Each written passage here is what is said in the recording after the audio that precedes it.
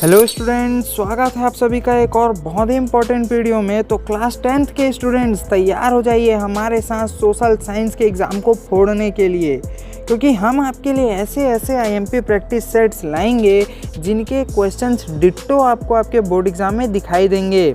जो लोग हमारे चैनल पर नए होंगे उनके लिए मैं बता दूं कि मेरा नाम केशव सूर्यवंशी है और मैं खुद सीजी बोर्ड टॉपर रह चुका हूं। मैंने क्लास 10th में सोशल साइंस के एग्ज़ाम में 95 स्कोर किया है।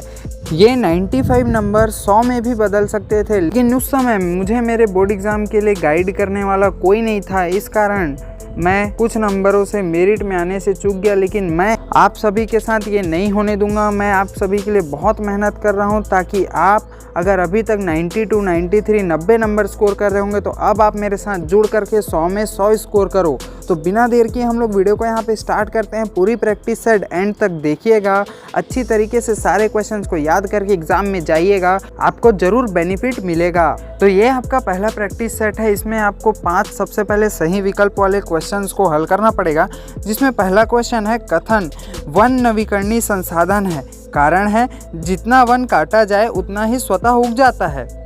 इनके ऑप्शंस है, उनमें से आपको सही ऑप्शन टिक करके लिखना है। दूसरा क्वेश्चन है गुजरात का आनंद विश्व प्रसिद्ध है। तीसरा क्वेश्चन है लोकतंत्र में जन सहभागिता का सर्वाधिक अनिवार्य माध्यम क्या है। ये सारे बहुत ही आईएमपी एमसीक्यूज हैं। चौथा है संविधान सभा की पहली बैठक कब हुई।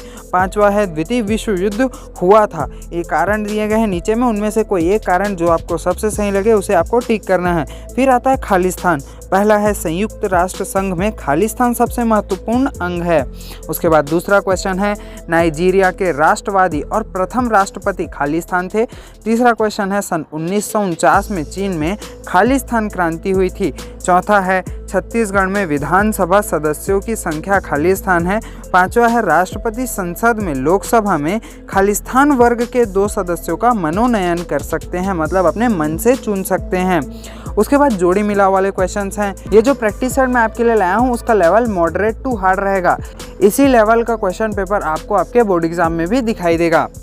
तो यहाँ पे जोड़ी मिलाव के क भाग में लौह अयस्क, द्वितीय विश्व युद्ध, मूल्य में वृद्धि में सहायक, चौथा देशभक्ति पर आधारित फिल्म, पांचवा है जार। फिर ख भाग में दिया है 1939 अनवीकरणीय चक्र, किसानों की दास्ता समाप्त, पूर्व पश्चिम, जमाखोरी, कालाबाजारी। उसमें से आपको जो भी सही जोड़ी लगे उसे आपको सही उत्तर करके अलग खंड में लिखना है, ठीक।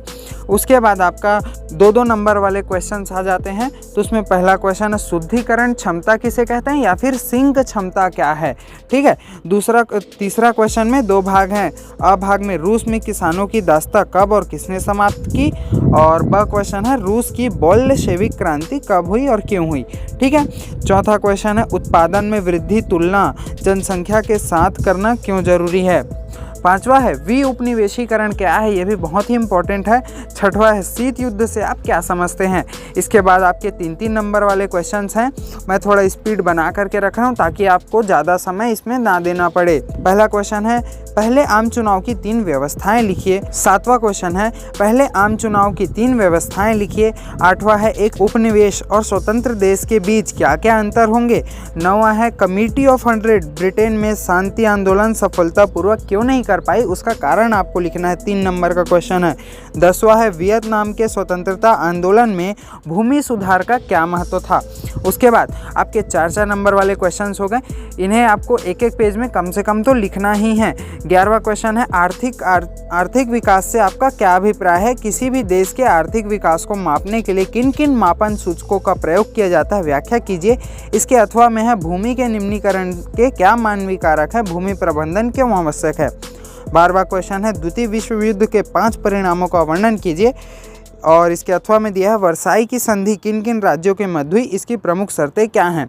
13वां क्वेश्चन है अगर जर्मनी विश्व युद्ध में जीत जाता तो उसका विश्व पर क्या प्रभाव पड़ता। इसके अथवा में है भारत एक समृद्धशाली देश है जिसके निवासी निर्धन हैं। ये कथन आपको डिटेल में समझाना है, ठीक है। 14वां क्वेश्चन है जमींदारी प्रथा की समाप्ति कहाँ तक लाभदायक थी, और इसके अथवा में है जवाहरलाल नेहरू ने विदेश नीति के रूप में कौन कौन से मुख्य सिद्धांत स्थापित किए।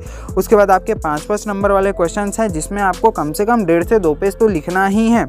15वां क्वेश्चन है इसमें मुद्रा मुद्रा के 5 कार्य क्या हैं समझाइए और मुद्रा के प्राचीन एवं आधुनिक स्वरूपों पर टिप्पणी कीजिए। इससे रिलेटेड क्वेश्चन तो आपको दिखाई देंगे ही। इसके अथवा में है साख से क्या आशय है, भारतीय रिजर्व बैंक की भूमिका को समझाइए एवं उनके कार्यों की व्याख्या कीजिए। बैंक के कार्य भी बहुत ही इंपॉर्टेंट हैं।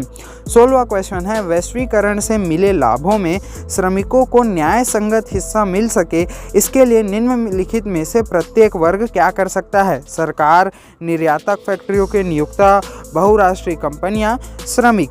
इसके अथवा में है आपके क्षेत्र में क्रियान्वित की जा रही परियोजनाओं में क्या संभावनाएं दिखती है, क्या कोई विरोधाभास दिखाई देता है। ये थोड़े नए टाइप के क्वेश्चन हैं जो आपके ग्रामीण जीवन से या फिर शहरी जीवन से रिलेटेड हैं। ऐसे क्वेश्चन भी आपको दिखाई दे सकते हैं। 17वां क्वेश्चन है संसद के कार्यों का वर्णन विस्तार से कीजिए। इसके अथवा में दिया है लोकतंत्र में संगठन बनाने का अधिकार क्यों जरूरी है, संगठन के महत्व को किन्हीं 6 बिंदुओं में स्पष्ट कीजिए।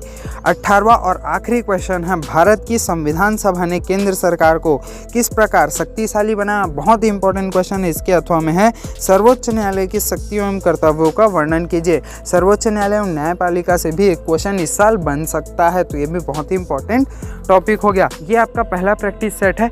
इसके जो पीडीएफ्स हैं वो टेलीग्राम पर आपको मिल जाएंगे। और सोशल साइंस के टॉपर्स की आंसर शीट कि किस तरीके से आपको अपने बोर्ड एग्जाम में लिखना है, क्या आपका अप्रोच रहना चाहिए, पेपर आपको कैसे शुरू करना है, कैसे राइटिंग में लिखना है, कितने लाइन में लिखना है, कितने पेज में लिखना है, वो सारी चीज़ें आपको टॉपर्स की आंसर शीट से मिल जाएंगी। और टॉपर्स का आंसर शीट टेलीग्राम पर अपलोड कर दिया जाएगा इस वीडियो के अपलोड होने के बाद। तो जल्द से जाकर टेलीग्राम भी ज्वाइन कर लीजिएगा। और ऐसे ही सोशल साइंस के मैं प्रैक्टिस सेट 2 और 3 भी लाने की जल्द से जल्द कोशिश करूँगा।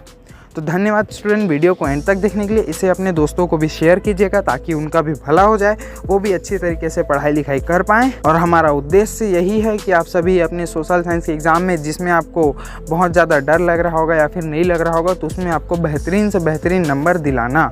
तो धन्यवाद स्टूडेंट, वीडियो को एंड तक देखने के लिए आप सभी का धन्यवाद। जय हिंद।